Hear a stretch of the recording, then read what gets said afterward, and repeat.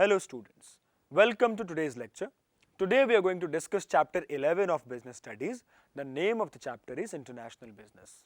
In the previous chapter, we have discussed in detail about internal business. We saw that when trade or exchange of goods and services takes place within the domestic boundaries of a country, it is termed as internal trade. Now that we understand what internal trade is, it is fairly easy to understand what international trade or business would mean. International business would mean manufacturing and or trading beyond the boundaries of one's own country. So basically we can say that international trade is the trade or business between two or more countries.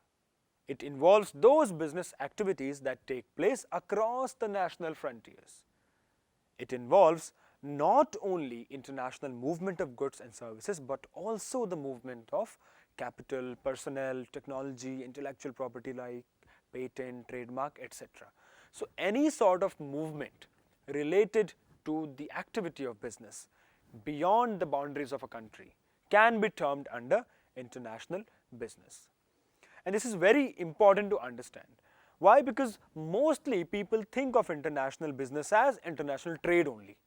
As students of business studies, you should know that trade is not business. Business is a wider term. Trade is a part of it. Trade means exchange of goods and services, while business includes a lot of other things. No doubt that international trade, which basically means export and import of goods, has historically been an important component of international business, but nowadays international business has broadened its horizon a lot. It is not just about trade only. Of late, the scope of international business has substantially expanded. International trade in services such as international travel and tourism, transportation, communication, banking, warehousing, distribution and advertising has considerably grown recently. Therefore, international business has become way more than just the exchange of goods. It includes a whole lot of services now. Now the next question that arises in front of us is why to do international business, why to get engaged in this particular activity. Because in earlier times, in long back history, there was no international business. Primarily, people used to trade within limited boundaries. Then why has this international business phenomena taken over the globe?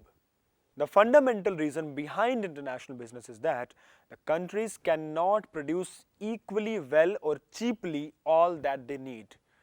What I'm trying to say is that a country basically cannot produce everything, and even if it can, it cannot produce it at the desirable cost. Either it cannot produce everything, there would be something that it cannot produce, or if it can produce that good also, it would be at a higher cost. So that is why countries think of international business, because there is an unequal distribution of natural resources among the countries. Not every country will have every resource. Some countries are good in some resource, some are good in some other resource. Availability of various factors of production such as labor, capital, raw material, etc. that are required for producing different goods and services differ among nations. Some nations have good quality of labor, some have more capital, some have more raw material. So every country is good in something and not so good in something else. Due to these differences, it is not uncommon to find one particular country being in a better position to produce better quality products at lower costs than what other nations can do. So basically, some countries can produce some goods better than other countries, while some other countries can produce other goods better than the first countries.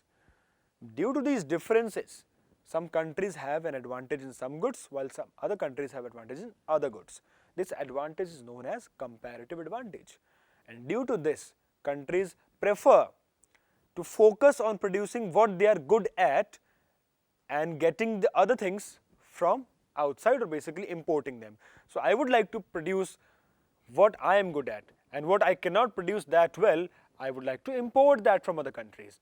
At the same time, since I am good in producing a particular product, I would like to produce it so much that I can even export it to those countries which need that product. That's how the entire concept of buying and selling from other countries emerged. So I hope now you understand why countries engage in international business. There are several other reasons as well. But this is the primary reason for countries to engage in international business. If we were to talk about other reasons or other benefits that countries get, there would be many. But let's focus on a few benefits. And let's first talk about benefits to countries, and then we'll also talk about benefits to firms. If we were to talk about benefits to countries of international business, the first thing that we've already discussed is that it helps them in acquiring the goods that it cannot produce efficiently. We can get those goods from other countries. Secondly, international business is a source of earning foreign exchange, and in today's times, holding foreign exchange, holding foreign currency is a sign of financial or economic strength of a country. So countries want to have more and more foreign exchange, and international business allows them to earn that exchange. Besides this, international business helps the countries in efficiently utilizing their resources, because they can use and focus the use of their resources in what they are good at producing. They don't have to waste their resources in producing something that they will not be able to produce efficiently. They can just focus on their expertise, which will lead to an efficient use of resources. Apart from this, international business also helps in improving growth prospects and employment potentials. Because due to international business, now countries can produce more, especially the goods that they are good in. Since they can produce more, there will be more production activity. A higher amount of production activity will lead to greater employment generation in the country.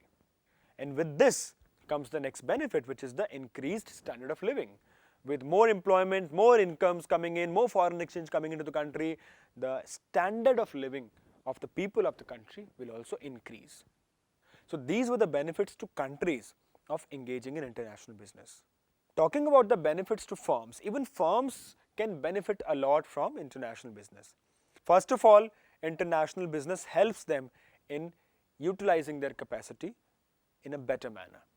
What this means is that, suppose if there was a firm that could produce 1 lakh tons of a particular product, but it was not producing that much. Its capacity was to produce 1 lakh tons, but it was not producing that much because its market, the domestic market, was not sufficient enough to absorb that production. There was only a demand for about 70,000 tons, due to which its capacity equivalent to 30,000 tons of production was not getting utilized. But when there is an opportunity for international business, it can produce more and sell the surplus to other countries. As a result, it will be able to utilize that idle capacity. This will help to utilize the entire capacity of the plant of a factory or a company. Secondly, international business provides scope for higher profits also, because usually goods are sold at a higher price than the domestic market in the international business. That helps the companies to earn higher profits. International business is also good for the growth prospects of the company. A company which is already really established and popular in the domestic market can expand its business globally with the help of international business, which will help it to grow. Similarly, if there is intense competition in the domestic market for that particular company's industry, international business provides a way out from that competition. If there was intense competition in the domestic market and the company was not able to generate higher margins of profit, it can explore international markets where there is not that intense amount of competition, and it can earn profits from the other markets. And finally, with the help of international business, the business vision of a company also improves. It can look to a broader level of operation, to a broader and bigger future. It can look at expanding its business to a great extent internationally, globally, and there are several companies these days that are operating in hundreds of countries. That really expands the vision of the business of a firm. So now we are very clear that international business is really beneficial to both firms and entire countries. Now that we know that how important international business is, let us also discuss briefly how it is different from domestic business. Number one, if we talk about the nationality of buyers and sellers, in domestic business, buyers and sellers basically belong to the same nation, they have the same nationality. In international business, there are different buyers and different sellers from different countries. A buyer could be from some other country while the seller could be from some other country. So the nationality of buyers and sellers is not the same. Secondly, mobility of factors of production. The degree of mobility of factors of production like labor and capital is generally higher within a country, because it is easier to travel within the country than to travel between countries. That is why labor particularly is more mobile. It can easily move within a country as compared to traveling between or among different countries. Number 3, customer heterogeneity. The customers in domestic business are from the same country. They belong to broadly a same culture, same set of mind. As a result, they are homogeneous in a domestic business, while in international business, customers are really heterogeneous.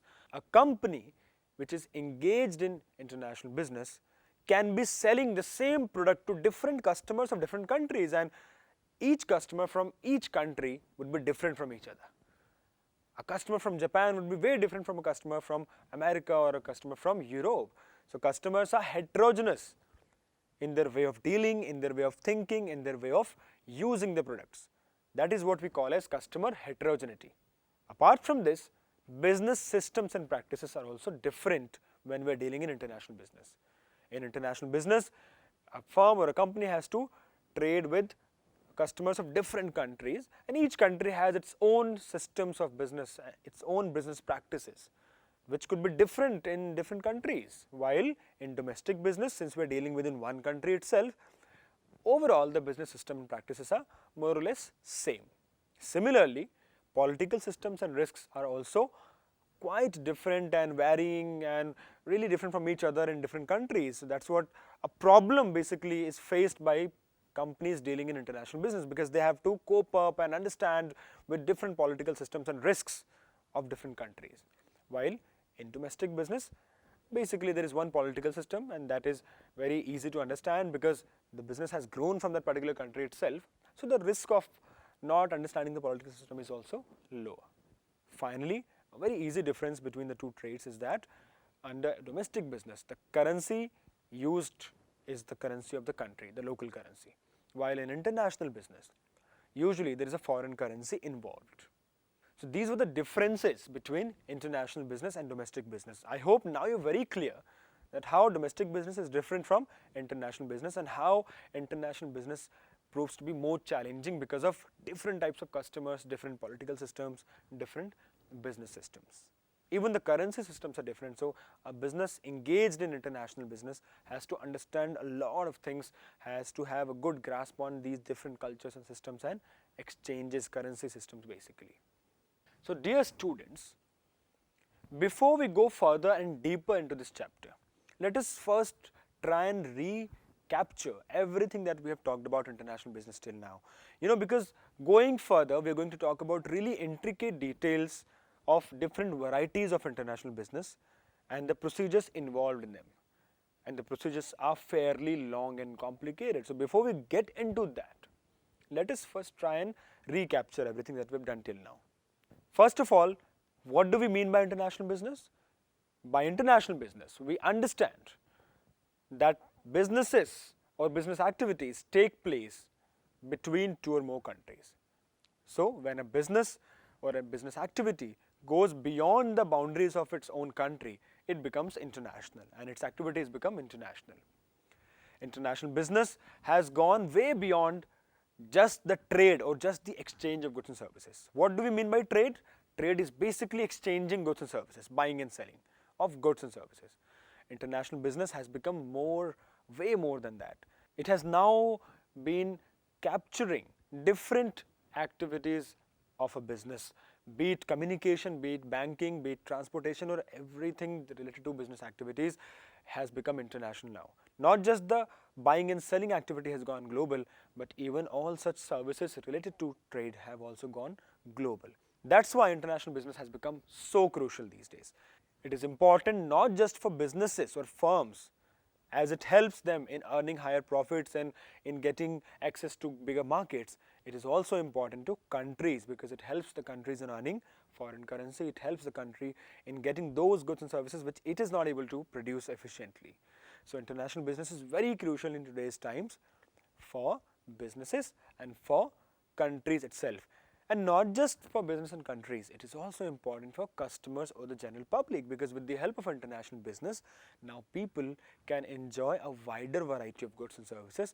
They can enjoy higher quality of goods and services, higher technology, because there are certain technologies, there are certain product developments which may not take place in our country, but they might have already taken place in other countries.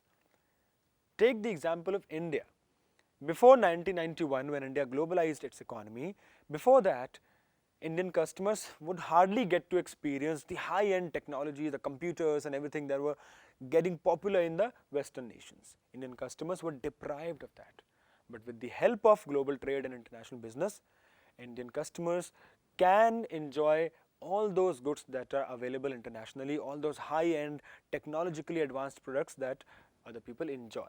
So that is why international business is very crucial for customers as well. International business is widely and broadly different from domestic business, and we have seen the differences between the two. So now I hope you understand what international business is and how different it is from domestic business and how important it is. Now we'll talk about the scope of international business in a country. By scope of international business, we basically mean the different areas or categories or sections in which international business takes place. These areas or categories are basically put under 4 different names. Today, we'll just name these categories and have an overview, so that when we come to the next part of this chapter, we at least have an idea about them, and then we'll start discussing the details of these different areas. So today, broadly, international business is done in 4 categories. Number 1, merchandise exports and imports. Merchandise exports and imports basically refer to exports and imports of goods. They are also known as visible exports and imports. So basically they are export and import of goods, physical goods, such as products like telephones, mobile phones, TV, etc.